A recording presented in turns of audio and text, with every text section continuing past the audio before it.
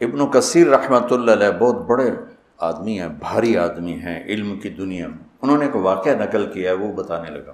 علامہ عتبی رحمۃ اللہ علیہ قبر پر بیٹھے تھے، یہ پہلی صدی کا واقعہ لگتا ہے کہ کوئی وہ رکاوٹ نہیں تھی اور کچھ پڑھ رہے تھے، تو ایک بدو آیا تو آ کر سلام پیش کیا اور کہنے لگا یا رسول اللہ، آپ کے رب کہتے ہیں وَلَوْ أَنَّهُمْ إِذ ظَلَمُوا أَنفُسَهُمْ جَاءُوكَ، اگر یہ گناہ کر کے آپ کے پاس آ جائیں فَاسْتَغْفَرُوا اللَّهَ، اور معافی مانگیں اللہ سے، وَاسْتَغْفَرَ لَهُمُ الرَّسُولُ، اور آپ بھی پھر اللہ سے ہمارے لیے معافی مانگیں تو اللہ معاف کرتا ہے۔ میں آپ کے پاس اپنے گناہوں کا بوجھ لے کر آیا ہوں اور آپ کو سفارشی بناتا ہوں اللہ کی بارگاہ میں کہ اللہ تعالیٰ مجھے معاف کر دے۔ اور پھر وہ روتا ہوا باہر نکل گیا۔ علامات بھی کو ایک دم نیند آ گئی، بیٹھ تو خواب میں اللہ کے نبی کا دیدار ہوا، کہ عتبی جاؤ اس بدو کو خوشخبری دے دو کہ تیری فریادیں پہنچیں اور تیری بخشش ہوگی۔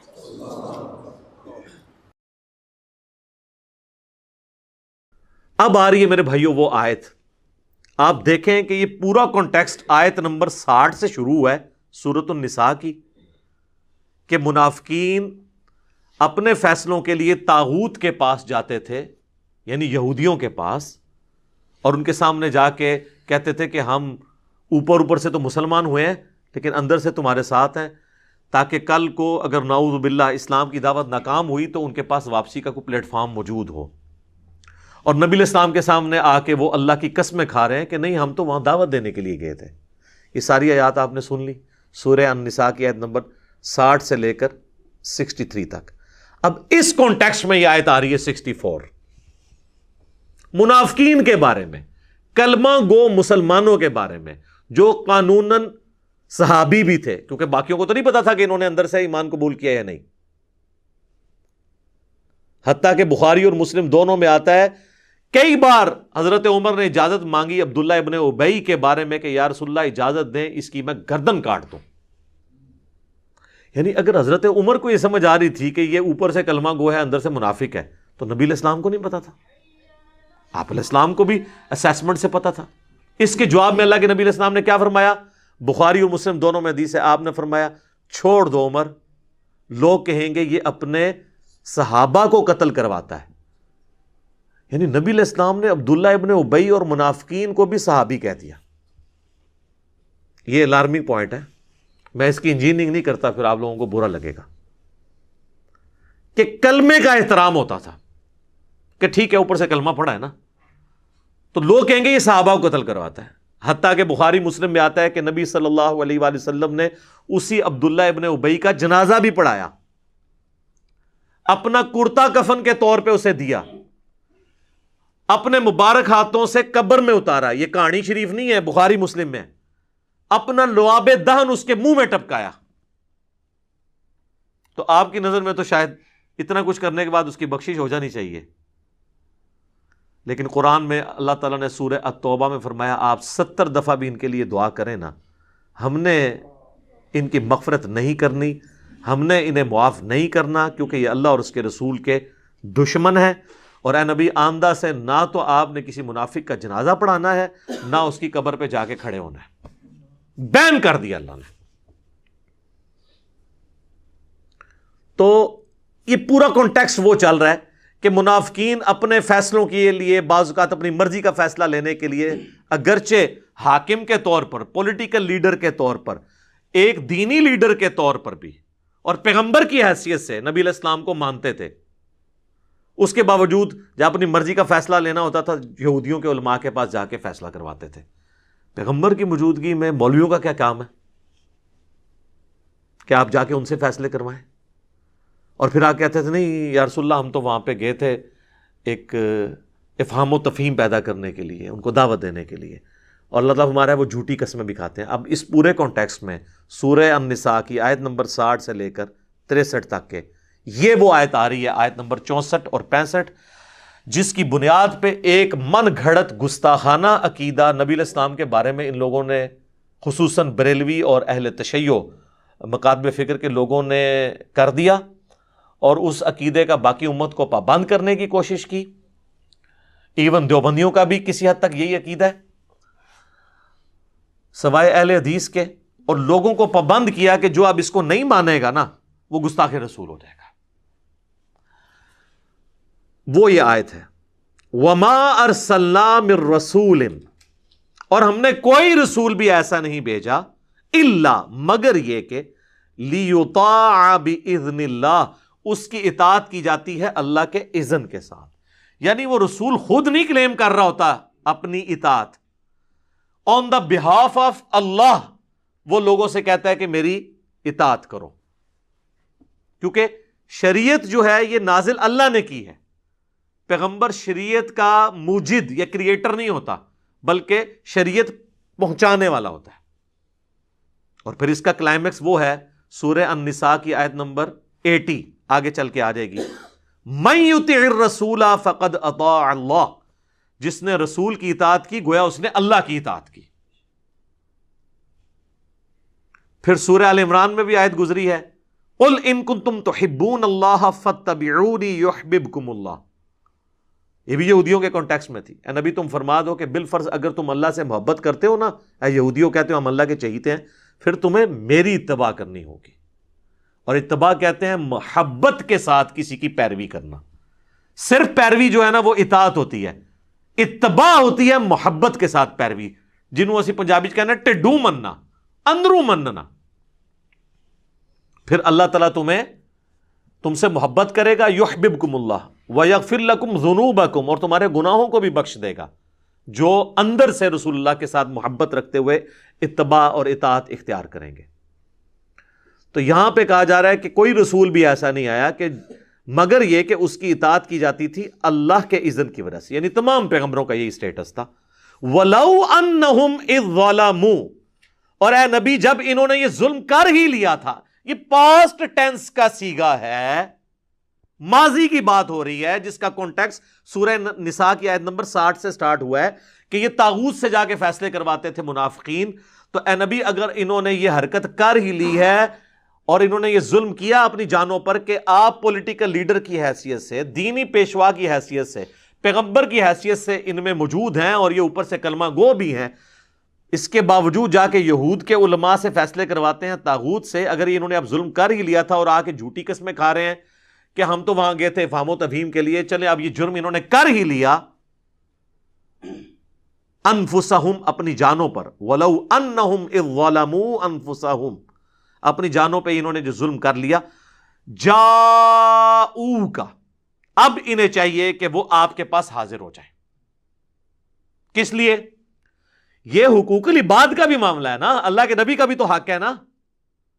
تو پہلے اللہ کے نبی سے آ کے معافی مانگے، ان کے ساتھ غداری کی ہے، کیونکہ تم انصار اللہ ہو نا، اللہ کے دین کے مددگار ہونا اس پیغمبر کے ساتھ مل کے، تو پیغمبر کے ساتھ جو لیڈر بھی ہے تمہارا اس کے ساتھ غداری کی ہے، آؤ ان کے سامنے فاستغفر اللہ، اور آ کے اللہ سے توبہ کرو۔ اور صرف اللہ سے توبہ کافی نہیں ہے، واستغفر لہم الرسول، رسول اللہ بھی تمہارے لیے استغفار کریں، یعنی سفارش کریں، شفاعت کریں کہ اے اللہ ٹھیک ہے انہوں نے مجھ سے بھی معافی مانگ لی ہے، یہ شرمسار ہیں، ان کو معاف کر دیں، نبی کی شفاعت بھی ہو۔ لَوَجَدُ اللَّهَ تَوَّابًا رَحِيمًا، تو یہ ضرور اللہ کو توبہ قبول کرنے والا اور رحم فرمانے والا پائیں گے۔ اس کو پکڑ کے انہوں نے آج کی ڈیٹ میں لگا دیا اور کہا جی جا کے قبر رسول سے جا کے اپنے نا گناہ معاف کروائیں۔ اندازہ کرے کہاں سے بات اٹھائی۔ یہ وہ آیت تھی جی سورہ النساء کی آیت نمبر 64، جس کے اوپر انہوں نے پورا عقیدہ کھڑا کیا، وَلَوْ أَنَّهُمْ إِذْ ظَلَمُوا أَنفُسَهُمْ جَاءُوكَ۔ اور جی قرآن میں اللہ تعالیٰ نے فرما دیا ہے کہ جب کوئی اپنی جان پر ظلم کر لے، رسول اللہ سے آ کے شفاعت کروا لے، تو وہ کہتے ہیں دیکھیں جی آپ بعد والی امت کو محروم کرنا چاہتے ہیں اتنی بڑی فضیلت سے۔ صحابہ کرام تو اپنی مبارک زندگیوں کے اندر جا کے حضور سے دعا کروا لیتے تھے، آج امتی کیا کرے؟ تو آج قبر پہ جائے، ایگو خود ہی کہانی بنا لی ہے، قبر پہ جائے اور جا کے عرض کرے۔ اور یہ عقیدہ بریلوی، دیوبندی، شیعہ تینوں کا مشترکہ ہے، صرف اہل حدیث اس عقیدے کو درست نہیں سمجھتے۔ اب یہ دھوکہ دینا کہ جی آج کے لوگ کدھر جائیں جی شفاعت کے لیے، صحابہ کرام تو اتنا فائدہ اٹھا لیا انہوں نے، آج کے امتی کیا کریں؟ سر آپ کے بارے میں بھی اللہ کے محبوب صلی اللہ علیہ وآلہ وسلم کی حدیث ہے صحیح مسلم میں کہ جو اذان کا جواب دے اس کے بعد مجھ پہ درود شریف پڑھے اللہم صلی علی محمد وعلی آل محمد، اور پھر الوسیلہ والی دعا مانگے تو قیامت والے دن میری شفاعت اس کے لیے حلال ہو جائے گی۔ اس کے لیے قبر رسول پہ جانا ضروری نہیں ہے، یہاں پہ بھی آپ یہ سب کچھ کریں آپ کو فضیلت ملے گی۔ پھر جامعہ ترمذی میں حدیث ہے کہ جو شخص اللہ کا ذکر اور درود شریف پڑھ کے اللہ کی طرف متوجہ ہوتا ہے اللہ تعالیٰ اسے عطا فرماتا ہے۔ لہٰذا آج کے ڈیٹ میں بھی کسی نے توبہ کروانی ہے تو اللہ کا ذکر کرے، درود شریف پڑھے، اللہ کی طرف متوجہ ہو، کسی جگہ نہ بھی جائے تب بھی اللہ تعالیٰ اس کی دعا قبول کرے گا۔ لہٰذا یہ بھی جو شیطانی وسوسہ تھا اللہ کے فضل سے میں نے اس کو سیٹل کر دیا الحمدللہ۔ اب اس عقیدے کی بنیاد کیا ہے وہ چند ایک باتیں میں ایک ایک کر کے اسے کور کر دیتا ہوں۔ ایک تو آپ کو یہ اس کا کانٹیکسٹ سمجھ آ گیا کہ یہ اس دور کے اعتبار سے تھا۔ وہ کہتے ہیں جی قرآن کی آیات تو جنرل ہیں، آپ ان کو حضور کے زمانے تک کر رہے ہیں۔ یہ وہ لوگ ہیں جب انہیں ہم توحید کی کوئی آیات بتاتے ہیں کہتے ہیں یہ تو بتوں کے بارے میں ہے، تو کافروں کے بارے میں نازل ہوئی ہیں، اور جب یہ آیت آئی تو اس کو آج بھی فٹ کرنے کے لیے تیار ہے۔ تو آپ اس بات کو سمجھ لیں، آدھی بات ان کی درست ہے، ہم بھی کہتے ہیں بتوں کی آیات آپ نہ لگائیں اہل ایمان کے اوپر۔ ہمارے پاس تھوڑی آیات ہیں جو قرآن حکیم میں انبیاء کے بارے میں ہے کہ وہ نہ کسی کے نفع کے مالک ہیں نہ نقصان کے۔ سورۃ الاعراف آیت نمبر 188 بالکل واضح آیت ہے جس کے اندر اللہ کے محبوب صلی اللہ علیہ وآلہ وسلم کے بارے میں آیا قُلْ لَا أَمْلِكُ لِنَفْسِي نَفْعًا وَلَا ضَرًّا، اے نبی تم فرما دو میں تو اپنی جان کے لیے بھی کسی نفع اور نقصان کا مالک نہیں ہوں، إِلَّا مَا شَاءَ اللَّهُ، ہاں مگر جو اللہ میرے لیے فیصلہ کرتے۔ وَلَوْ كُنْتُ أَعْلَمُ الْغَيْبَ، اور اگر میں خود غیب جان لیتا، لَاسْتَكْثَرْتُ مِنَ الْخَيْرِ، تو میں بہت خیر کثیر جمع کر لیتا، وَمَا مَسَّنِيَ السُّوءُ، اور مجھے کبھی کوئی تکلیف نہ پہنچتی۔ جب مجھے پہلے ہی پتا چل جاتا کہ میرے ساتھ یہ معاملہ ہونے والا ہے میں کوئی اس کا تدارک کر لیتا۔ ان انا الا نذیر و بشیر، میں تو نہیں ہوں مگر ڈر سنانے والا اور خوشخبری سنانے والا، لقوم یؤمنون، ان کے لیے جو بات ماننا چاہیں ایمان لانا چاہیں۔ تو یہ واضح قرآن میں آ گیا ہے تو اس کی بات تو ضرورت ہی نہیں ہے۔ پھر سورۃ المائدہ میں اللہ تعالیٰ نے اولو العزم پیغمبر عیسیٰ ابن مریم اور ان کی والدہ جو اولیاء کی سردار ہیں، ان سے بڑھ کے تو کوئی بزرگ نہیں ہو سکتا نا جو پیغمبر کی ماں ہے، ان کے بارے میں ہے مل مسیح ابن مریم الا رسول، المائدہ 75۔ مسیح ابن مریم تو نہیں تھے مگر ایک رسول، قد خلت من قبلہ الرسل، ان سے پہلے بھی کئی رسول گزرے، وامہ صدیقہ، اور ان کی ماں سچی عورت تھی، کانا یاکلان الطعام، دونوں کھانا کھانے کے محتاج تھے، کھانے کے محتاج تھے۔ انظر کیف نبین لہم الآیات، اے نبی دیکھو ہم اپنی آیتیں کس طرح کھول کھول کے بیان کرتے ہیں، لگی لپٹی بات نہیں، کھول کے۔ ثم انظر انا یؤفکون، اور ان کی طرف بھی دیکھو پھر بھی الٹے پھیرے جا رہے ہیں۔ اس کا مطلب ہے کہ جس نے بات نہیں سمجھنی اس کو کھلی بھی بات بھی سمجھ نہیں آئے گی۔ قل اتعبدون من دون اللہ، اے نبی تم فرماؤ کہ اللہ کو چھوڑ کے عیسیٰ اور ان کی ماں کی پوجا تم کر رہے ہو۔ یہاں من دون اللہ، اللہ نے پیغمبر کو کہہ دیا اے بتاں والی آیت نہیں ہے تو ہم نے کہانی کرائی گئی ہے، بتوں والی آیتیں، اے پیغمبراں والی آیتاں نے، ولیاں والی آیتاں نے، من دون اللہ بھی آ گیا۔ کہتے ہیں نہیں ہم تو عبادت نہیں کرتے ہیں ولیوں کی یا پیغمبروں کی۔ سر اگلی بات بھی سنیں، ما لا یملک لکم ضرا ولا نفعا، وہ عیسیٰ اور ان کی ماں جو نہ تمہارے نقصان کے مالک ہیں نہ نفع کے۔ تو مسئلہ یہ نہیں ہے کہ آپ عبادت کرتے ہیں نہیں بابوں کی، اللہ کہہ رہا ہے بابا کیا، حضرت عیسیٰ اور ان کی ماں بھی کسی کے نفع اور نقصان کے مالک نہیں ہے، تو بابے کدھر؟ کہتے ہیں ایڑا جملہ آگے بولتا ہے نا، اینی تو بھائی دنیا چینج لے کے آندی ہے، اسی نے تو دنیا، ورنہ تو دنیا توحید اتنے عرصے تو بیال ہو رہی سی، ہوں کے فرق پہ گیا، یہ فرق پہ ہے۔ واللہ هو السمیع العلیم، اور اللہ ہے سننے والا اور علم والا۔ یہاں من دون اللہ بھی آ گیا اور مشکل کشائی کی نفی بھی ہو گئی۔ تو یہ بالکل واضح ہے۔ تو یہ کہتے ہیں جی بتوں والی آیتیں وہ لگاتے ہیں اولیاء اللہ کے، وہ تو آیتیں اللہ سے موجود ہیں، اور یہ پھر ہمیں کہتے ہیں جی آپ ان آیات کو نا جی وہ افاقی سمجھیں۔ ہم افاقی ضرور سمجھیں گے اگر وہ آیت اسی طریقے سے ہو۔ آپ بھی ان آیات کو افاقی نہیں مانتے، نہ مان سکتے ہیں۔ وَلَوْ أَنَّهُمْ إِذْ ظَلَمُوا أَنفُسَهُمْ جَاءُوكَ، سورہ النساء نمبر 64 اور 65 کو افاقی مان کے بتائیں کس طرح مانیں گے؟ آپ اس کے اوپر عمل ہی نہیں کر سکتے۔ اس اعتبار سے جو آپ سمجھتے ہیں، یہ دو چیزیں آپ سمجھ لیں، یہ بنیادی چیزیں۔ ایک ہوتی ہے سیاق و سباق، جسے ہم کہتے ہیں کانٹیکسٹ، کہ اس آیت کے اندر جو حکم بیان ہوا ہے یہ کس پس منظر میں ہے، اس کا کانٹیکسٹ کیا ہے، وہ قرآن کے اندر ہی موجود ہوتا ہے. قرآن اپنے کانٹیکسٹ میں کسی حدیث کا محتاج نہیں ہے. دوسری چیز ہوتی ہے شان نزول. شان نزول یہ ہوتا ہے کہ یہ کن حالات میں آیت نازل ہوئی، اس سے کوئی فرق نہیں پڑتا، اس کا حکم اینڈ پہ وہی رہتا ہے. اس کو میں مثال سے سمجھاتا ہوں. ٹریفک سگنل میں گرین کے اوپر چلنا ہے اور ریڈ پہ رکنا ہے، اس کا بھی تو کوئی شان نزول ہوگا نا. کسی کے دماغ میں یہ بات آئی ہوگی کہ گرینری جو ہے وہ پتے گرین ہوتے ہیں، یہ پازیٹیو علامت ہے، لہٰذا ہم اس کے اوپر ٹریفک چلا دیتے ہیں، اور بلڈ کا کلر ریڈ ہوتا ہے، اس ریڈ پہ ہم رک جاتے ہیں. اگر اس کی آپ تحقیق کر کے شان نزول ڈھونڈ بھی لیں تو اینڈ ریزلٹ تو وہی رہنا ہے کہ گرین پہ چلنا ہے اور ریڈ پہ رکنا ہے. یہ سمجھتے ہیں کہ شان نزول سے شاید اس کے الٹ رزلٹ نکل آئے گا. مثلا ایاک نعبد و ایاک نستعین کے شان نزول سے یا شیخ عبد القادر جیلانی مدد ثابت ہو جائے. نہیں ہونا پائی، کیونکہ سورہ النساء کی آیت نمبر 82 ہے. اگر قرآن اللہ کے سوا کسی اور ہستی کی طرف سے نازل ہوا ہوتا تم اس میں اختلاف کثیر پاتے کہ پہلے صفحے پہ اور لکھا ہوا ہے اور 300 صفحے پہ جا کے اور لکھا ہوا ہے. اگر پہلے صفحے پہ لکھا ہے نا ایاک نعبد و ایاک نستعین، اب پورے قرآن میں اس کے خلاف کوئی آیت نہیں آئے گی. اس کی تشریح میں آ سکتی ہے، جس نے سورہ المائدہ میں آیا وَتَعَاوَنُوا عَلَى الْبِرِّ وَالتَّقْوَى وَلَا تَعَاوَنُوا عَلَى الْإِثْمِ وَالْعُدْوَانِ. نیکی پرہیزگاری کے کاموں میں ایک دوسرے کی مدد کرو، برائی میں نہ کرو. ظاہری اسباب آپ اختیار کر سکتے ہیں، اس میں تو حکم ہے. وہ مفتی اکمل صاحب نے کتاب لکھی، اس میں لکھتے ہیں کہ کیا امی سے روٹی مانگنا بھی شرک ہے؟ یہ بھی اللہ سے مانگنی چاہیے. دیکھو بھئی قرآن کہہ رہا ہے مانگو امی سے روٹی، وَتَعَاوَنُوا عَلَى الْبِرِّ وَالتَّقْوَى، لیکن اما مر جائے پھر تو نہیں روٹی انہیں تو دینی، یا قبر ہی ٹر جائے، یہ سامنے موجود نہ ہوئے. یہ غائب میں پکارنا اللہ کے ساتھ خاص ہے، اور یہ اس لیول کا خاص ہے کہ اللہ تعالیٰ نے سورہ النمل میں یہ عقیدہ امت کو دیا ہے کہ جو اللہ کے سوا کسی ہستی کے بارے میں عقیدہ رکھتا ہے خدا اس کو بنائے بیٹھا ہے. پھر وہ ہاں جی امن یجیب المضطر اذا دعا، بھلا بتاؤ تو کون ہے جو تکلیف میں گھرے ہوئے شخص کی فریاد کو سنتا ہے. وَيَكْشِفُ السُّوءَ، اور اس سے اس کی برائی دور کر دیتا ہے. وَيَجْعَلُكُمْ خُلَفَاءَ الْأَرْضِ، اور تمہیں اگلوں کا خلیفہ کرتا ہے زمین پہ، تمہارے ماں باپ کے مرنے کے بعد تمہیں، تمہارے مرنے کے بعد تمہاری اولاد کو.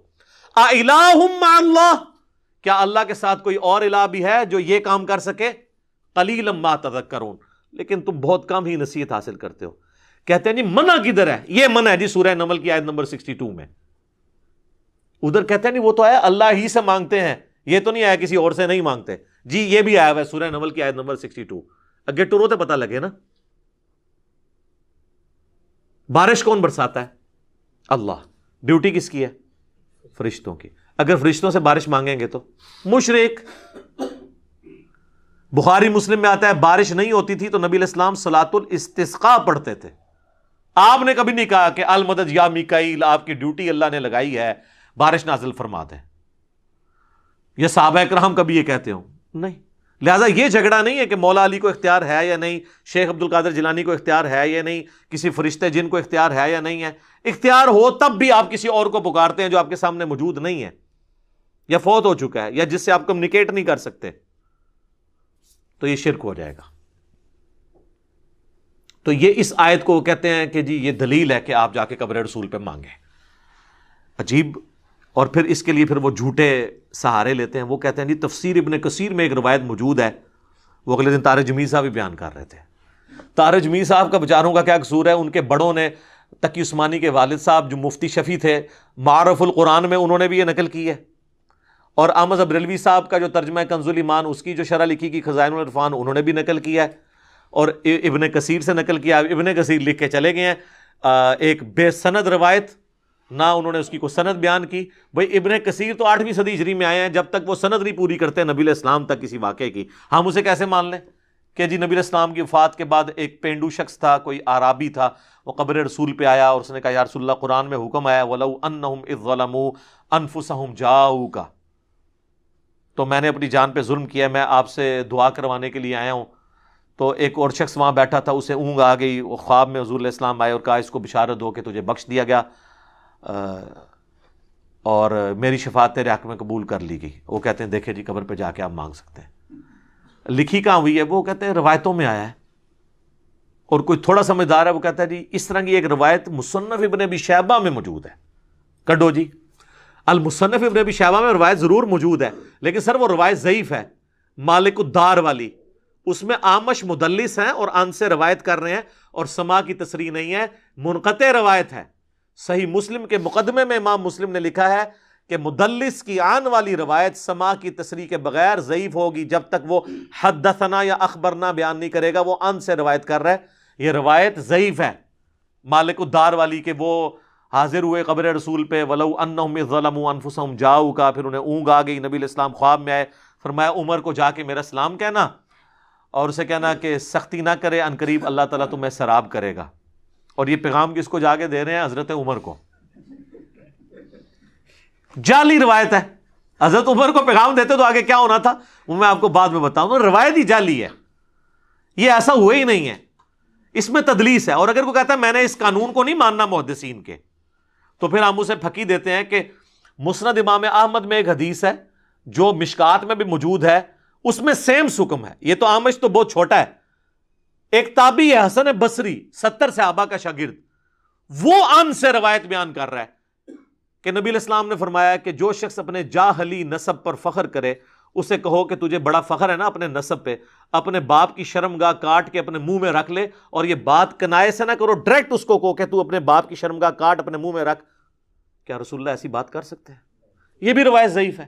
پھر اس کو بھی صحیح مانو, آمش تو چھوٹا ہے, حسن بصری تو بہت بڑا ہے, اس کی بھی ہم آن والی روایت سما کی تصریح کے بغیر نہیں مانتے کیونکہ مدلس ہے. تو مانو اس روایت کو, اپنا ایمان برباد کرو. قرآن تو کہہ رہا ہے وَإِنَّكَ لَعَلَىٰ خُلُقٍ عَظِيمٍ, نبی تو اعلیٰ ترین درجے پہ ہیں اخلاقیات کے, وہ یہ بات کریں گے. بخاری اور مسلم دونوں میں حدیث ہے, ابو سعید خدری کہتے ہیں نبی علیہ السلام میں ایک پردہ نشین کنواری لڑکی سے زیادہ شرم و حیا تھی. تو یہ پردہ نشین کنواری لڑکی یہ گفتگو کر سکتی ہے؟ تو یہ کہانی ہے ساری. اب آ جائیں حضرت عمر کی طرف, جنہوں نے متھے مارنے کی کوشش کی تھی. جناب حضرت عمر کے بارے میں صحیح بخاری میں 1010 نمبر حدیث ہے, کتاب الاستسقاء چیپٹر میں. وہ کہتے ہیں اللہ تعالیٰ سے دعا کرتے ہوئے اِنَّا كُنَّا نَتَوَسَّلُ إِلَيْكَ بِنَبِيِّنَا, اے اللہ بے شک پہلے ہم تیرے نبی کو وسیلہ بنا کے لاتے تھے تیری بارگاہ میں. یعنی جب بارش نہیں ہوتی تھی تو حضور کو لے کے آتے تھے, حضور ہمیں نماز پڑھاتے تھے, حضور کی دعا کی برکت سے بارش نازل ہوتی تھی صلی اللہ علیہ وآلہ وسلم. ہم اب حضور کے چچا عباس کو لے کر آئے ہیں, ہم پہ بارش نازل فرما دیں. عباس کی دعا کی برکت سے انس بن مالک کہتے ہیں بارش شروع ہو جاتی. حضرت عمر کو کسی نے نہیں پوچھا کہ یا امیر المومنین, یہ پینڈو لوگ جا کے تو قبر رسول سے جا کے بارش مانگ کے آ رہے ہیں, آپ خلیفۃ الرسول ہیں, سیکنڈ نمبر پہ آپ خلیفہ راشد ہیں, ایک پینڈو کو بات سمجھ آئی بھی, آپ کو نہیں آئی بھی. وہ پینڈو آئی کوئی نہیں سی تھے, وہ کہانیاں نے ساریاں. اور میں نے جو اس میں ایکسپلور کی ہے نا چیز, کہ بخاری اور مسلم دونوں میں حدیث ہے کہ صلح حدیبیہ کے موقع پر جب پانی کم پڑ گیا, جابر بن عبداللہ کہتے ہیں کہ نبی علیہ السلام کی مبارک انگلیوں سے چشمے پانی کے جاری ہوئے, ایک پیالے کے اندر رکھے. تو وہ تابعی پوچھتا ہے کہ آپ لوگ کتنے تھے؟ انہوں نے کہا ہم 1500 تھے, لیکن اگر ہم 1,00,000 بھی ہوتے ہیں نا وہ پانی زیادہ تھا جو حضور کی مبارک انگلیوں سے جاری ہوا. معجزہ. اور صحیح مسلم میں حدیث ہے کہ ایک سفر میں حضرت عمر نے حضور کو یہ مشورہ دیا, یا رسول اللہ آپ کی تو دعا کی برکت سے پانی نازل ہو جاتا ہے, تھوڑا سا پانی زیادہ ہو جاتا ہے. تو انہوں نے ایک برتن میں نا پانی جمع کر کے حضور کو دیا, حضور نے بیچ میں ہاتھ رکھا, پھر پانی کے چشمے جاری ہو گئے. اچھا, یہ اس لیے کیا جاتا تھا کہ کریشن ایکس نہیلو جو ہے نا, عدم ماں سے وجود, یہ صرف اللہ دے سکتا ہے. حضور نے جب کبھی بھی کیا ہے نا تو کھانا پکا ہوا ہے تو اس پہ دعا کی ہے تو برکت ہوئی ہے, کچھ نہ کے بغیر کچھ نہیں ہوا. پیالہ بھی تھوڑا سا پانی آیا ہے تو اس میں ڈالا ہے, خالی پیالے میں ہاتھ ڈالنے سے نہیں پانی نکلا, کیونکہ یہ اللہ کی خصوصیت ہے. آج نئی بات لے جائے, علمی باتیں آپ کو اسی پلیٹ فارم سے ملیں گی. اور صحابہ کو اس بات کا پتا تھا کہ خالی پانی نہیں نکل سکتا, تو وہ جمع کر کے لے, یا رسول اللہ اس تھوڑے سے مٹ کر دیں آپ تاکہ پانی کے چشمے جاری ہو جائے. یہ اللہ نے فرق رکھا ہے, معجزے بھی جناب اتنے ان لمیٹڈ نہیں ہوتے. اچھا, تو حضرت عمر کے سامنے یہ معجزہ ہوا ہے. حضرت عمر نے تو نہیں کہا کہ یا رسول اللہ آپ ہاتھ مبارک باہر نکالیں اور یہ میں پیالہ لے کے آئے ہوں, آپ سیراب کر دیں. بخاری میں وہ کہتے ہیں انا کننا نتوسل الیک بنبینا. لیکن یہاں پہ بریلوی اور دیوبندی آپ کو کیا کہانی کروا رہے ہیں, وہ کہتے ہیں کہ جی وہ فضائل حج میں شیخ زکریا کاندلوی نے لکھا ہے، اور فیضان سنت میں الیاس قادری صاحب نے، دونوں بھاری فرقے بریلوی اور دیوبندی لکھتے ہیں کہ جی 555 ہجری میں نبی الاسلام کی وفات کے 550 سال بعد شیخ احمد رفاعی جب قبر رسول پہ حاضر ہوئے اور آ کے وہاں نعت اشعار پڑھے اور کہا یا رسول اللہ میں اتنی دور مصر سے آیا ہوں، آپ اپنا مبارک ہاتھ قبر سے نکالیں، میں زیارت کرنا چاہتا ہوں، بوسہ دینا چاہتا ہوں۔ 90,000 لوگوں کی موجودگی میں کہتے ہیں قبر رسول سے ہاتھ باہر نکلا، انہوں نے ان کو بوسہ دیا، اور کہتے ہیں ان 90,000 لوگوں میں شیخ عبد القادر جیلانی کا نام بھی ذکر کیا جاتا ہے۔ پہلے تو مجھے یہ بتائیں عبد القادر جیلانی نے ہاتھ کیوں نہیں چوما؟ اتنی گستاخی کہ اللہ کے نبی کا ہاتھ نکلے قبر سے، میرے سامنے نکل رہا ہو تو میں تو بدبخت ہوں کہ میں یہ منظر دیکھ رہا ہوں، اور وہ شیخ احمد رفاعی عبد القادر جیلانی کا مرید ہے، مرید کے لیے ہاتھ نکل رہا ہے اور پیر محروم ہے۔ کڈی وڈی کہانی ہے۔ انہاں تے عبد القادر جیلانی دا نام تاں پایا سی کہ بریلوی ڈر کے نا چونکہ 11ویں دن نے مان لین گے اس واقعے نو، اور دوسرا جھوٹ ہے کہ 555 ہجری 90,000 دا مجمع مسجد نبوی چ آندا ہی نہیں سی۔ 90,000 کا مجمع تو آج سے 100 سال پہلے بھی نہیں آتا تھا، اور آپ لوگ 1000 سال پہلے بتا رہے ہیں مسجد ہی چھوٹی سی تھی۔ کہانی ہے، بالکل کہانی، اور اس طرح کی کہانی انہوں نے پھر مشہور کر دی، اور حضرت عمر کا میں نے آپ کو عقیدہ بتا دیا۔ اور یہ کہانی پھر یہاں ختم نہیں ہوئی سر۔ المحند علی المفند میں انہوں نے نبی الاسلام کے بارے میں لکھا کہ ہم حضور کو اپنی قبر کے اندر دنیاوی زندگی کے ساتھ مانتے ہیں، دنیاوی زندگی، حالانکہ وہ آخرت کی ہے۔ اللہ تو شہید کے بارے میں کہہ رہا ہے وَلَٰكِن لَا تَشْعُرُونَ، شہید زندہ ہے لیکن تمہیں اس کا شعور نہیں ہے۔ یہ کہتے ہیں نبی الاسلام کی دنیاوی ہے۔ سر دنیاوی ہے تو پھر سانس، ٹوائلٹ، کھانا پینا کدھر گیا؟ اور اعلیٰ حضرت تو ایک سٹیپ آگے گئے ہیں نا جی ملفوظات میں، انہوں نے کہا کہ یہ اتنی حقیقی حصی دنیاوی ہے کہ قبروں میں انبیاء پہ بیویاں ان کی ازواج مطہرات پیش کی جاتی ہیں، وہ ان کے ساتھ شباشی بھی فرماتے ہیں۔ یہ کہتے ہیں اس میں کون سی گستاخی ہے، اپنی بیوی کے ساتھ ہی صحبت کر رہے ہیں۔ گستاخی یہ ہے کہ آپ نے رسول اللہ پہ جھوٹ باندھا ہے۔ بخاری مسلم دونوں میں حدیث ہے، اور مولا علی سے یہ حدیث، مسلم کی پہلی حدیث یہ ہے جس نے میری طرف کوئی جھوٹی بات منسوب کی وہ اپنا مقام جہنم میں دیکھ لے۔ یہ کس جگہ لکھا ہوا ہے کہ رسول اللہ صلی اللہ علیہ وسلم کی قبر مبارک میں یہ سب کچھ ہو رہا ہے؟ مسند احمد میں حدیث ہے، مشکات کے اندر بھی اما عائشہ کہتی ہیں جب سے عمر یہاں دفن ہوئے ہیں میں تو پردے کے بغیر قبر کے پاس نہیں جاتی ہوں۔ اس سیدہ عائشہ کے سامنے کوئی یہ کہنا کہ اس قبر کے اندر بیویاں پیش ہو رہی ہیں تو آگے آپ دیکھ لیں، اور ہاتھ نکلوا رہے ہیں۔ یہ ہاتھ سیدہ فاطمہ کے لیے کبھی نہیں نکلا، یہ ہاتھ حضرت عائشہ کے لیے کبھی نہیں نکلا، یہ جنگ جمل صفین نہروان کو رکمان اس کو مینج کرنے کے لیے کبھی نہیں نکلا۔ وہ زیادہ حقدار تھے، اور سب سے بڑھ کر یہ کہتے ہیں جی قبر رسول پہ جا کے مانگنا اور فیصلہ کرانا، یہ قرآن میں ہے وَلَوْ أَنَّهُمْ إِذْ ظَلَمُوا أَنفُسَهُمْ جَاءُوكَ، ان سے کہیں کہ قبر رسول پہ اگر یہ فیصلہ کروانا تھا، سب سے ضروری فیصلہ تو صحابہ نے کروایا نہیں ہے، جس کی وجہ سے امت آج تک دو ٹکڑے ہیں۔ ثقیفہ بنی ساعدہ، حضرت علی نے بخاری مسلم میں آتا ہے 6 مہینے تک ابو بکر کی بیعت نہیں کی ہے، تو کسی کے دماغ میں وسوسہ بھی نہیں آیا کہ چلیں ہم جا کے قبر رسول سے فیصلہ کروا لیتے ہیں۔ ابھی میت مبارک بھی 2 دن تک باہر تھی، باہر سے ہی فیصلہ کروا لیتے ہیں۔ فدق کا ایشو آیا، بخاری مسلم میں آتا ہے سیدہ فاطمہ کا، کہیں حضرت ابو بکر نے ان کو مشورہ نہیں دیا، آ کے قبر رسول سے جا کے فیصلہ کرواتے ہیں، بعد میں احمد رفاعی نے تو کروانا ہی ہے۔ ٹھیک ہے، کروانا چاہیے تھا نا۔ یہ کہتے ہیں کہ آج کی ڈیٹ میں بھی آپ نے حاکم ماننا ہے، تو آج کی ڈیٹ میں اگر حاکم ماننا ہے تو چیف جسٹس مدینے کا حضرت عمر نے حضرت علی کو کیوں لگایا؟ مدینہ شریف کے فیصلے تو قبر رسول پہ ہونے چاہیے تھے نا۔ ہائے ہائے ہائے کیسی پکی ہے۔ چلو رومن اور پرشین امپائر تے ٹھیک ہے، اور رومن امپائر دے ہوتے ابن مسعود نو لا چھڑیا ابو درداء کو، اور پرشین امپائر پہ ابن مسعود کو۔ مدینے میں چیف جسٹس کیوں لگایا حضرت علی کو؟ قبر رسول سے فیصلے ہوتے نا۔ یہی کہہ کے جی یہ آپ کو فیصلوں میں حاکم نہ مان لیں تو یہ خود بھی نہیں مانیں گے، وہ کہیں گے نہیں کمیونیکیشن نہیں آج ہو سکتی۔ تو اگر آپ خود بھی نہیں اس کمیونیکیشن کو ماننے کے لیے تیار، اور الٹا جو بندہ آپ کو سمجھاتا ہے کہتے ہیں گستاخی کر رہا ہے، گستاخی تو آپ کر رہے ہیں، رسول اللہ کے اوپر جھوٹ باندھ رہے ہیں۔ اور صحابہ کرام تو حضور کی زندگی میں یہ عقیدہ نہیں رکھتے تھے۔ بخاری اور مسلم دونوں میں حدیث ہے 70 صحابہ کو دھوکے سے شہید کر دیا گیا، جن میں عاصم بن ثابت انصاری تھے۔ جب وہ مرنے لگے، شہید ہونے لگے، تو انہوں نے کہا اے اللہ ہمارے نبی کو ہمارے حال کی خبر کر دینا، ہم تجھ سے راضی ہیں اور تو ہم سے راضی، اس حال میں ہم موت کے منہ میں جا رہے ہیں، ہمارے نبی کو ہمارے حال کی خبر کر دینا۔ اور بخاری کے الفاظ ہیں جبرائیل علیہ السلام نے آ کے حضور کو بتایا کہ آپ کے ساتھیوں کو یوں قتل کر دیا گیا ہے، اور انہوں نے مرتے مرتے یہ آپ تک پیغام پہنچایا ہے۔ انہوں نے حضرت جبرائیل کو بھی نہیں کہا، اللہ کو کہا، اور اللہ نے جبرائیل کو بھیجا۔ جب حضور دنیا میں موجود تھے تو صحابہ یہ نہیں کہتے تھے وَلَوْ أَنَّهُمْ ظَلَمُوا أَنفُسَهُمْ جَاءُوكَ تو یا رسول اللہ انظر حالنا، نہیں، جب سامنے ہوں گے پھر آپ کریں گے۔ کہتے ہیں جی بخاری میں حدیث ہے ایک صحابی کی پنڈلی ٹوٹ گئی، حضور کے پاس آیا تو آپ نے ہاتھ پھیرا۔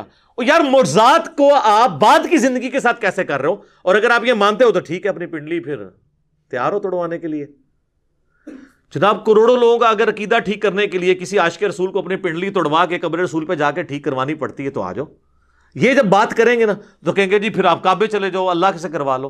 بھئی اللہ کا تو دعویٰ ہی کہیں نہیں ہے، اللہ نے تو دنیا اسباب کے ساتھ جوڑی ہے۔ کعبے بھی کرین ڈگی سی نا، اس کعبے تے اس تو بہت بڑا کام ہوا ہے۔ یزید پلید نے خانہ کعبہ شریف دی حرمت پر مال کی ہے، صحیح مسلم میں موجود ہے۔ دنیا کو اللہ نے بقدر ایفرٹ چھوڑا ہوا ہے۔ اللہ کا کہیں آپ کا یہ دعویٰ ہے کہ بزرگوں کی ڈیوٹیاں ہیں، فلانے کی ڈیوٹی ہے، تو قبر رسول صلی اللہ علیہ وآلہ وسلم پہ جا کے اپنی پھر پنڈلی کی ہڈی کو ٹھیک کروا کے بتائے۔ اگر یہ ہڈی توڑوا کے ٹھیک کروانے سے کوئی معاملہ عقیدے کا کسی کا درست ہوتا ہے تو یہ تو کہتے ہیں ہم حضور کے لیے جان دینے کے لیے تیار ہیں، ایک پنڈلی کی قربانی کرے نا کوئی عالم دین، کوئی عاشق رسول، سب سے بڑا عاشق رسول ڈھونڈے۔ ہڈی ہم نہیں توڑتے، ہمیں تو رحم آئے گا کسی مشین پہ توڑوائیں گے، اور اس کے بعد لائیو بلائیں گے کیمرہ مینوں کو، تمام میڈیا کے لوگوں کو اور انٹرنیشنل میڈیا کو، اور ہم لوگوں کہیں گے ہاں جی آپ کریں۔ یہ بالکل جعلی باتیں۔ اب اس میں کئی ایک باتیں اور کر سکتا ہوں، وہ تو باتیں نہ ختم ہونے والی ہیں۔ میں نے کوشش کی ہے کہ اس طرح کی چیزوں کو کور کروں۔ اس طرح وہ کہتے ہیں جی صحیح مسلم میں حدیث ہے ایک صحابی حضور کو وضو کرواتے تھے، آپ نے کہا مانگ کیا مانگتا ہے؟ سل ربیہ۔ تو حضور سامنے موجود تھے، تو آج بھی ہمارا کوئی مسئلہ ہم حضور کے سامنے لے کے جائیں گے۔ انہوں نے کہا یا رسول اللہ جنت میں آپ کا پڑوس مانگتا ہوں۔ آپ نے فرمایا پھر کثرت سجود سے میری مدد کر، یعنی خود تو سیدھے راستے پہ چل، زیادہ نفلی عبادت کر، میری دعا تیرے لیے کارگر ہو جائے گی۔ آج یہ ہمیں شعر سناتے ہیں جی آج لے ان کی پناہ، آج مدد مانگ ان سے، پھر نہ مانیں گے قیامت میں گر مان گیا۔ اور وہ کہتے ہیں قیامت میں تو حضور کے پاس ہی جانا۔ جی جانا ہے جناب، کیونکہ آپ علیہ السلام سامنے موجود ہوں گے۔ آج بھی نبی علیہ السلام سامنے موجود ہوں، ہم سب کچھ آپ کے سامنے ہی جا کے پیش کریں گے۔ کس بات کو کس طریقے سے جوڑتے ہیں؟ اس طریقے سے اگر آپ آؤٹ آف کانٹیکسٹ چیزوں کو جوڑیں گے پھر تو یہ بڑی زیادتی والی بات ہو جائے گی۔ باقی اس میں کئی اور باتیں بھی کی جا سکتی ہیں، لیکن اب وقت ہمارا چونکہ درس کا مکمل ہو چکا ہے، میرا خیال ہے میں نے اتنی باتیں کر لی ہیں، عقل والوں کے لیے اتنی گفتگو کافی ہے۔ بار میں نے ڈیٹیل کچھ ویڈیوز ریکارڈ کرائی ہیں، ان کا میں حوالہ دے دیتا ہوں۔ وسیلے کے نام پر دھوکہ، وسیلے کو ہم بھی مانتے ہیں لیکن وسیلہ اور غیر اللہ سے مدد مانگنا یہ زمین اسمان کا فرق ہے۔ ایک اور لیکچر ہے مجھے تم سے شرک کا خوف نہیں، ایک اور لیکچر ہے قصہ موسیٰ اور خضر، اور ایک ہے تخت بلقیس۔ کہتے ہیں بندہ لبو جنہیں وہ سارا تخت بلقیس بندہ لب لیا ہے، بے فکر ہو، وہ اللہ نے ایک بندہ بھیجا ہے جس نے بندہ لب لیا ہے تو عقیدہ بھی صحیح کرنے واسطے۔ اور ایک اور ہے لیکچر حضرت اویس کرنی کے اوپر، وہ کہتے ہیں جی ایک روحانی سلسلہ چلتا ہے، اس کے ساتھ یہ معاملات ہوتے ہیں۔